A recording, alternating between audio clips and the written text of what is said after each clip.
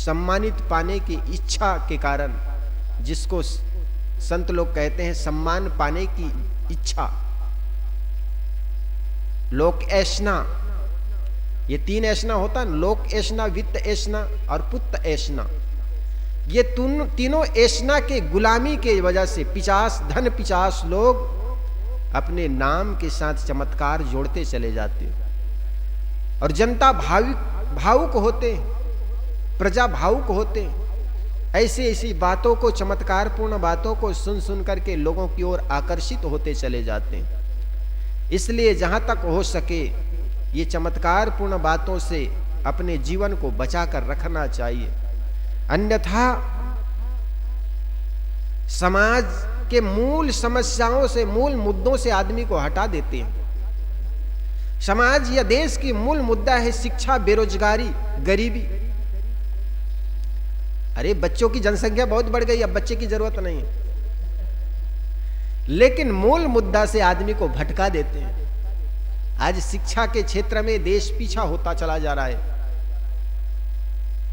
UP के सरकार ने जिस विद्यालय में 50 बच्चे हैं, वो विद्यालयों को बंद करने की स्वीकृति दे दी है।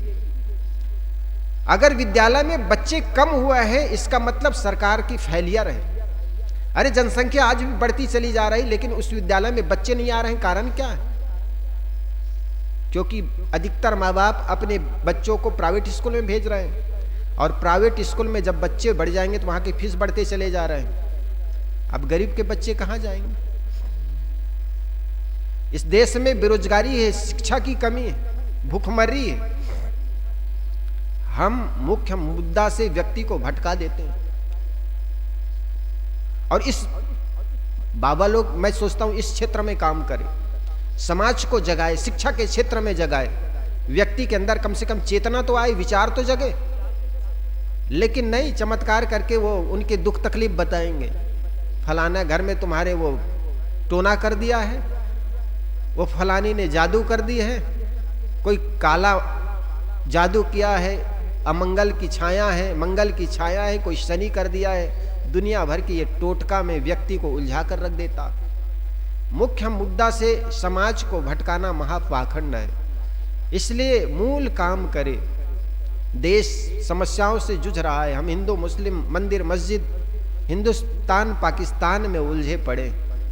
देश, विश्व कहाँ, अन्य देश चंद्रमा पर पहुंच करके जीवन की खोज कर रहे हैं, और आज भी हम लोगों के भविष्य बताने में अपने जीवन बर्बाद कर रहे हैं।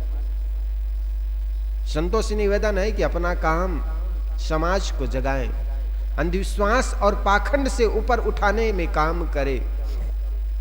अन्यथा पीर, पैगंबर और ये दुनिया भर में तो लोग उलझे हुए हैं। इसलिए संतों का मुख्य काम है अपने मन को मांझते हुए समाज को सुंदर जगाने का काम करें। अंधविश्वास और पाखंड से ऊपर उठा करके उन्हें सुंदर जीवन कैसे हो, इस पर अधिक फोकस करना चाहिए, न कि उनकी कमजोरी का लाभ उठाना चाहिए। आज भी दूसरा देश, जिसको हम इजराइल कहते हैं, हमारे इस एक स्टेट के बराबर है, मिजोरम के बराबर, बहुत छोटा सा देश। वहां हरित क्रांति आई, जो हम दीपक पद्धति कहते हैं, जो ग्रीन हाउस कहते हैं, ये वहां की खोज है। बहुत अच्छी फसलें होती। वो जमीन वहां की जमीन रेतीली है, लेकिन वहां पर सुंदर अच्छे से अच्छे फसल पैदा करके दिखा दी उस देश के लोगों ने। हमारे यहाँ ये क्यों नहीं हो पाता? क्योंकि आज भी हम पुरातन पंथी बने हुए, आज भी हम पुराने ढंग से जीने की आदत बनाए रखे हैं। आज भी हम समस्याओं के सही हल खोज नहीं पाते हैं। कारण क्या है? एक उदाहरण के माध्यम से समझाऊं। 2 कुत्ते कार्तिक के महीने में आपस में लड़ रहे थे। लड़ते लड़ते कुएं में गिर गए, और कुएं में गिर गए तो गांव में जल संकट बढ़ गया। जल संकट बढ़ गया तो आपस में लोग मीटिंग की, अब करें क्या? समस्या बढ़ जाए तो लोग समस्या के हल के लिए पंडितों के पास जाते हैं, मौलवियों के पास जाते हैं, मुल्लाओं के पास जाते हैं। क्योंकि आदमी की स्वयं की तो बुद्धि है नहीं। आपके घर में कोई बच्चा जन्म लेता है, चले जाते हैं दौड़े दौड़े, पंडित जी नामकरण कर दीजिए। आपके घर में बच्चे की शादी करनी है, चले गए मौलवी के पास, कोई डेट तिथि दे दीजिए। पंडित के पास चले गए, कोई तिथि बता दीजिए। घर में प्रवेश करना है, घर आपने बनाया, पैसा आपने लगाया, लेकिन प्रवेश करने का भी डेट तिथि देंगे पंडित मौलवी। बाप मर गया, स्वर्ग में पहुंचाने के लिए गए पंडित के पास, कैसे गुलामी है। यही सबको देखकर पाश्चात्य देश के एक विद्वान ने एक प्रश्न किया था, क्या कारण है कि इतने हजार वर्षों बीतने के बाद आप इस पर राज करते हैं, ये अपने ऊपर उठ नहीं पा रहे हैं। उन्होंने कहा था, जो समाज अपने घर में बच्चा पैदा हो, नामकरण हमसे कराए, शादी ब्याह के डेट हम कराएं, डेट हम दें, गृह प्रवेश का डेट हमसे मांगने आए, वो समाज को गुलाम बनाना बहुत सरल है। तो गांव में समस्या जब आ गई पानी संबंधी, तो लोगों ने सोचा अब करें क्या। गए दौड़े दौड़े पंडित के पास, कहे क्या हुआ, कहे जल संकट बढ़ गया है, कुआं में 2 कुत्ते गिर गए। उन्होंने कहा ऐसे करो, 21 नदियों के पानी ला करके छींटा मार दो और पानी को प्रयोग करो। 21 नदियों के पानी लाए, छींटा मारे, दुर्गंधी बढ़ गई, पानी प्रयोग करने लायक नहीं रहा। दूसरे पंडित के पास गए, उन्होंने कहा कुछ किए, कहे किए, हाँ पानी लाए, 21 नदियों के छींटा मारे, कहे वो पंडित ठीक नहीं, ऐसे करो 21 कुंवारी कन्याओं को सुंदर सुंदर कपड़ा बना पहना करके, उनके सिर पर कलश रख करके पूरे गांव में घुमाओ और सुंदर सुंदर भोजन कराओ। 2 दिन करने में लग गया, तब तक कुत्ता और सड़ गया, दुर्गंधी आने लगी बाहर। जब दुर्गंधी बाहर आने लग गई, सोचे लोगों ने ठीक नहीं हुआ। तीसरे के पास गए, तीसरा कहे पंडित जी कुछ कीजिए। कहे क्या हुआ जी, कहे गांव में संकट, पानी का संकट बढ़ गया है, गांव के कुएं में कुत्ते गिर गए। कहे कुछ किए जी, हाँ फलाना फलाना काम किए, 21 नदियों के पानी ला करके छिड़क दिए, 21 कुंवारी कन्याओं को सुंदर कपड़े और वस्त्र भोजन कराए। कहे वो पंडित ठीक नहीं बताए, 7 तीर्थों में चले जाओ और 21 पंडितों को खूब भोजन कराओ, उनके मन के वशीभूत भोजन, उनके मन अनुकूल भोजन और वस्त्र दान करो। गांव के लोगों ने चंदा किया, मरता तो ना क्या करता, चंदा किए। चंदा करने में 7 दिन लग गया, जाकर दान दक्षिणा किए, पंडित को खूब भोजन जिमाए। गांव में आया तो पानी में कुत्ता के टांग इधर उधर बिखर रहा है, सड़ रहा है, और दुर्गंधी गांव के दूर तक दुर्गंधी जा रही।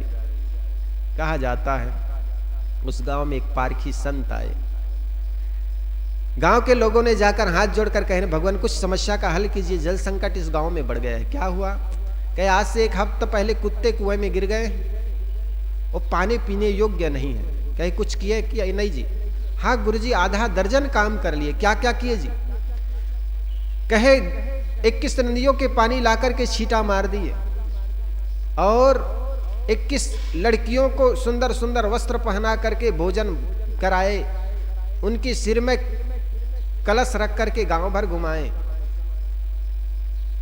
और 21 तीर्थों में 7 तीर्थों में जाकर 21 पंडितों को खूब जिमाए, वस्त्र दान किए।